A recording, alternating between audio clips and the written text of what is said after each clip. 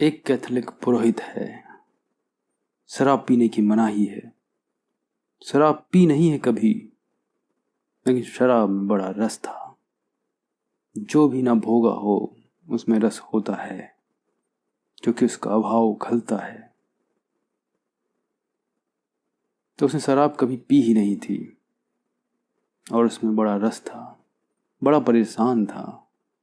24 घंटे बस शराब का ही ख्याल आता था कि लोग न मालूम कैसा मजा ले रहे हैं। रास्ते पर शराबी झूमता निकलता है।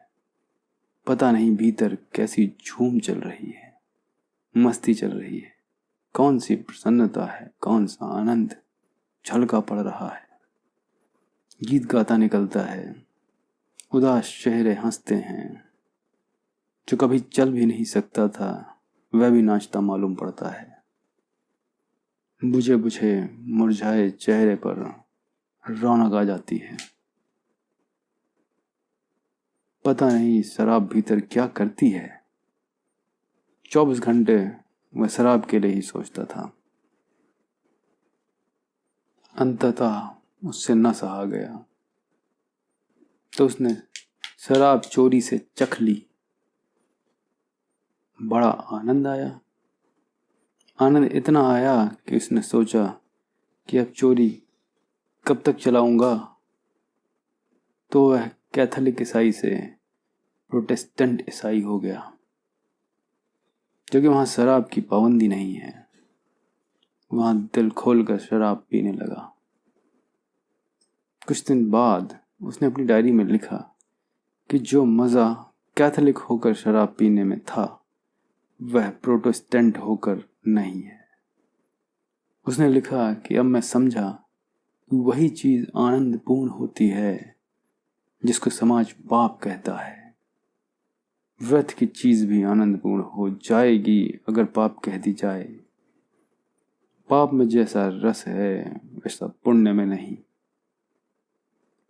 छोटे बच्चों से पूछो, घर के पके हुए आम वह रस नहीं देते जो पड़ोसी की दीवार छलांग लगाकर कच्चे आमों को खाने में आता है।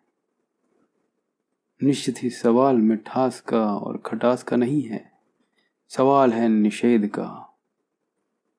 तुम उस बच्चे को कहो कि तुम पैसे ले लो, बाजार से खरीद लो। तुम समझ ही नहीं रहे हो बात को। बाजार से तो आम खरीद लिए जाएंगे, लेकिन कैथोलिक होकर शराब में जो मज़ा है वह प्रोटेस्टेंट होकर कहाँ। बाजार से आम तो रोज ही खरीद कर आ जाते हैं। वह बात नहीं है। तुम समझ ही नहीं पा रहे कि बच्चा रस किस बात का ले रहा है। बच्चा रस ले रहा है इस बात का कि उसने प्रतिबंध तोड़ा, नियम तोड़ा और स्वतंत्रता की घोषणा की। वह मालिक हुआ, तुम उसे रोक न पाए। सारी दुनिया रोकने की कोशिश कर रही थी, न रोक पाई।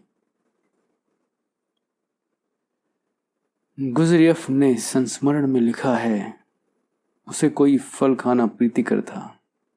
इतना ज्यादा प्रीतिकर था कि उसके कारण वह अक्सर बीमार पड़ता। पेट में दर्द होता। कच्चा जंगली फल। आखिर उसके दादा ने एक दिन टोकरी भरकर वह फल लाकर उसके सामने रख दिए और उसने कहा, आज तू खा, जितना खा सके। गुजरेफ ने पूछा, जितना खा सकूं? जितना तू खा सके। और वह दादा डंडा लेकर उसके पास बैठ गया। जब वह पूरा खा चुका तो घबराने लगा। तो दादा ने उससे कहा, आज पूरा ही करना है, टोकरी पूरी खत्म करनी है। उसने कहा, लेकिन मुझे अब खाया नहीं जाता। उसने कहा कि अब उल्टी हो जाएगी। उसकी फिक्र नहीं, लेकिन टोकरी पूरी करनी है, नहीं तो डंडा है। मेरे पास। आज हालत उल्टी हो गई। रोज डंडा फल न खाने के लिए था कि फल खाया कि डंडा पड़ा। आज डंडा फल खाने के लिए है। उसका मन भागने लगा। वह खा रहा है लेकिन फल बेस्वाद मालूम पड़ने लगा। वह खा रहा है लेकिन फल अब तिक्त हो गया। वह खा रहा है लेकिन अब उल्टी आने की हालत पैदा हो गई। और दादा हैं कि डंडा लिए खड़े हैं कि तू इस टोकरी को पूरा कर। किसी तरह उसके दादा ने टोकरी पूरी करवा दी। गुजरियफ ने लिखा है, फिर मैं 70 साल जिया। फिर भूल कर भी वह फल मैंने कभी नहीं खाया। मुझे दिखाई भी पड़ जाए तो मेरे पेट में दर्द होता है, क्योंकि वमन हुई, दस्त लगे, कोई 8 दिन तकलीफ रही, बुखार रहा, लेकिन उस फल से छुटकारा हो गया।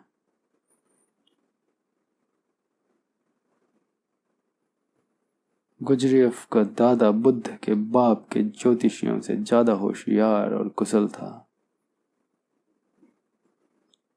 तुम्हें जीवन में ऊब नहीं आई है, अभी भी रस कायम है, अभी भी आशा बनी है, अभी तुम सोचते हो कि मिल जाएगा सुख वहां, अब तक नहीं मिल पाया जहां, क्योंकि तुमने ठीक से कोशिश नहीं की। अब तक नहीं मिल पाया क्योंकि तुम धीमे धीमे चल रहे हो। अब तक नहीं मिल पाया कि दूसरे लोग चालाक हैं, वे तो पा रहे हैं, तुम सीधे साधे हो, तुम नहीं पा रहे हो। अभी तुम्हें दिखाई नहीं पड़ा कि वहां रस है ही नहीं। चाहे तुम तेज चलो चाहे धीमे, चाहे तुम चालाकी करो चाहे मत करो, जहां रस नहीं है वहां रस पाया नहीं जा सकता। तुम रेत से तेल न निचोड़ पाओगे। तुम आकाश कुसुम की तलाश में हो, वे फूल कहीं हैं ही नहीं। लेकिन ये तुम्हें कैसे दिखाई पड़े, ये मेरे कहने से दिखाई पड़ता तो बड़ी आसान बात थी। जिंदगी इतने आसान रास्ते नहीं मानती। यह तुम्हें अनुभव से देखना पड़ेगा। तुम्हें पीड़ा से गुजरना होगा। तुम्हें उस सीमा तक जाना होगा जहां तुम्हारे सब सुख दुख हो जाएंगे और सब दुख सुख हो जाएंगे।